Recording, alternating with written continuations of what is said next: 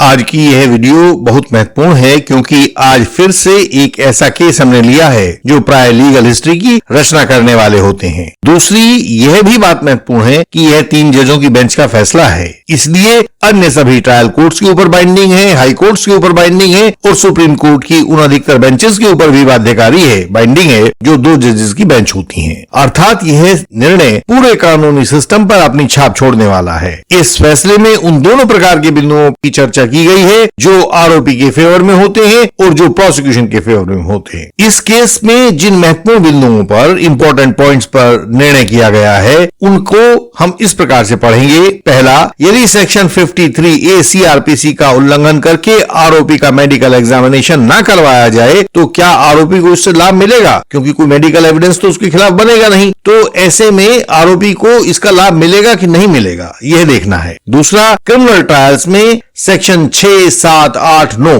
ये पूरा का पूरा जोड़ा एक डॉक्ट्रिन ऑफ रेस गेस्टे बनाता है। तो इस डॉक्ट्रिन ऑफ रेस गेस्टे को कैसे आरोपी के आरोप को सिद्ध करने में काम में लिया जाता है। तीसरा पॉइंट था, क्रिमिनल ट्रायल्स में चांस विटनेसेस की गवाही कितनी महत्वपूर्ण होती है। चौथा पॉइंट, कोर्ट ने डिसाइड किया कि क्रिमिनल ट्रायल्स में आमतौर से जहां कोई दूसरी गवाही नहीं मिलती तो पुलिस अधिकारी या पुलिस के लोग अपनी गवाही डाल देते हैं। तो उन्होंने देखा कि क्रिमिनल ट्रायल्स में पुलिस की गवाही या पुलिस के गवाहों की गवाही कितनी विश्वसनीय होती है, इस बात को उन्होंने परखा। पांचवा पॉइंट था, आरोपी के द्वारा लाश की बरामदगी करवाई गई तो सेक्शन 27 इंडियन एविडेंस एक्ट में यह कितनी महत्वपूर्ण बात है। छठा पॉइंट था, आरोपी के कपड़ों पर खून के धब्बे वगैरह नहीं पाए गए तो क्या इससे आरोपी को राहत मिलनी चाहिए। सातवां पॉइंट है, यदि सेक्शन 313 CRPC के कथन में आरोपी ने अपने खिलाफ परिस्थितियों को बिल्कुल भी नहीं समझाया हो तो इसका क्या प्रभाव होगा। और अंतिम बहुत महत्वपूर्ण बात थी, सेक्शन 106 इंडियन एविडेंस एक्ट के तहत लास्ट सीन एविडेंस के मौजूद होने से ट्रायल पर क्या प्रभाव पड़ता है। कई बार कहा जाता है कि जो मृतक है वह अंतिम बार आरोपी के साथ देखा गया। यदि ऐसा कोई आरोप सिद्ध होता है तो उसका आरोपी के फैसले पर क्या प्रभाव पड़ेगा, कोर्ट ने यह बात भी डिसाइड की। इन सभी 8 बिंदुओं पर हमारी वीडियोस आपको इसी चैनल पर मिल जाएंगी, आप उन्हें सर्च करके देख सकते हैं और कुछ एक महत्वपूर्ण वीडियोस के लिंक हमने अपने डिस्क्रिप्शन में भी दे दिए हैं, आप उन्हें क्लिक करके उनको देख सकते हैं ताकि विषय आपको अच्छी तरह से समझ में आ जाए। मध्य प्रदेश के ग्वालियर में 19/9/2014 के दिन रात को 8:30 से 9:30 के बीच में आरोपी पर एक 8 साल की पीड़िता के साथ एक बाड़े में रेप करने का आरोप था। आरोपी पीड़िता का चाचा मामा कुछ लगता भी था। ट्रायल कोर्ट ने आरोपी को section 364A, 376A, 376(2) part 1, 302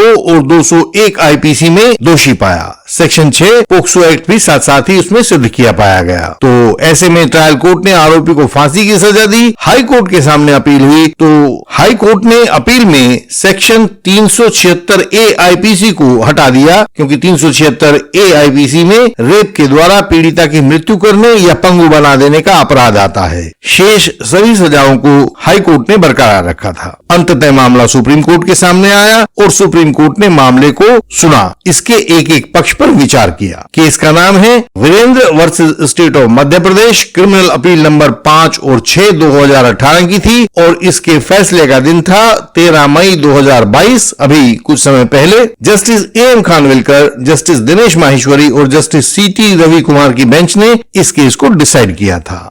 Indian legal system से सहायता पाने के लिए इसका मेंबर होना जरूरी है। जब आप सामने लिखे व्हाट्सएप नंबर पर व्हाट्सएप मैसेज भेजते हो तो तत्काल ही आपको विधि लिखकर भेज दी जाती है, जिसके द्वारा आप हमारे मेंबर बन सकते हैं और हमारी सर्विसेज का लाभ लेते रह सकते हैं। इसलिए केवल व्हाट्सएप मैसेज के द्वारा ही संपर्क करें।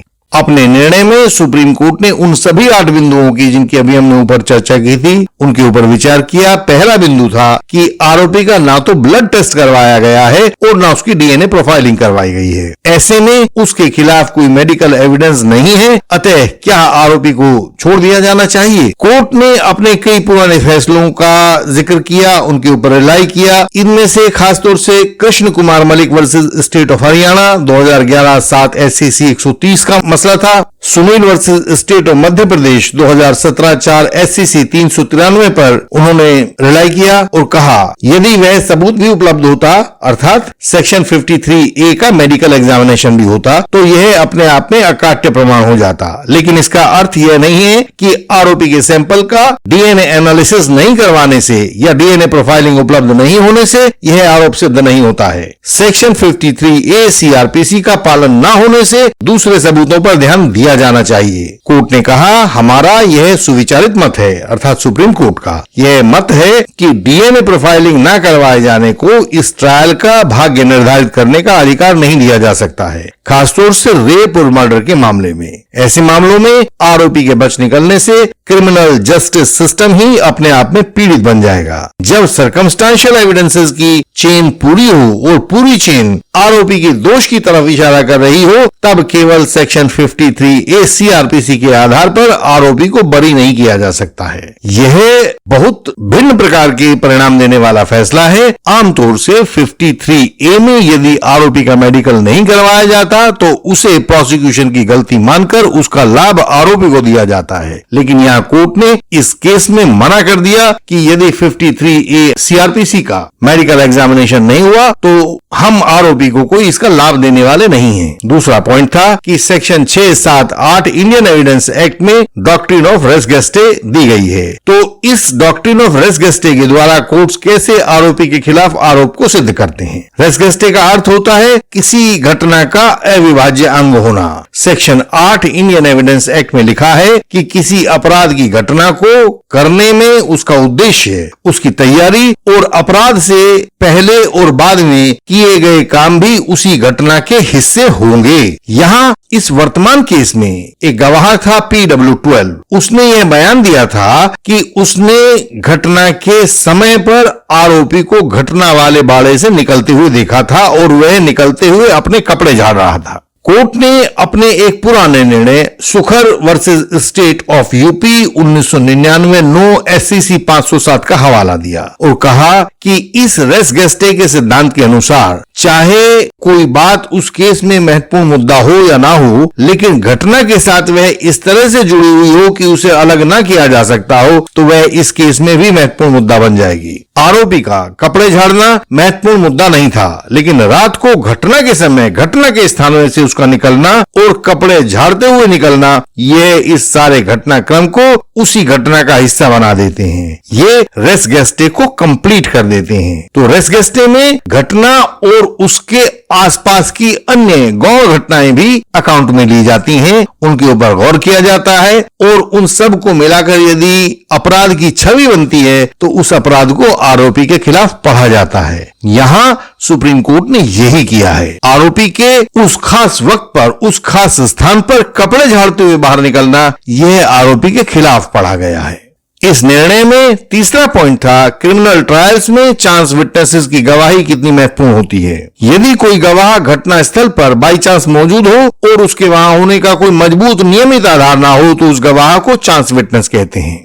किसी घर में कोई घटना हुई है और वहां पर गैस की सप्लाई करने वाला, सिलेंडर देने वाला कोई व्यक्ति उसका गवाह बनता है तो इसे हम चांस विटनेस कहते हैं। जो विटनेस उस स्थान पर बाई चांस था वो चांस विटनेस कहलाएगा। इस पर सुप्रीम कोर्ट ने अपने पुराने निर्णय Chanakya Dhibar versus state of West Bengal 2004 1 crimes 196 का हवाला दिया। उसमें वहां कहा गया है किसी स्वतंत्र गवाह को तब तक चांस विटनेस कहकर खारिज नहीं किया जा सकता जब तक उसकी गवाही संदेहास्पद और उसकी उपस्थिति संशयात्मक ना हो। मर्डर्स में गवाहों को नोटिस देकर तो बुलाया नहीं जाता है कि आइए अब हम मर्डर करने वाले हैं, उस जगह पर आ जाइए। ऐसे में यदि रास्तों पर मर्डर किया जाएगा, सड़कों पर मर्डर किया जाएगा तो वहां चलने वाले राहगीर ही उसके गवाह बनेंगे। इस वर्तमान केस में भी PW12 के बयान को एक चांस विटनेस का बयान कहकर तब तक दरकिनार नहीं किया जा सकता जब तक उस बयान को संदेहास्पद और PW12 की उपस्थिति को संशयात्मक साबित न कर दिया जाए। आरोपी की ओर से PW12 का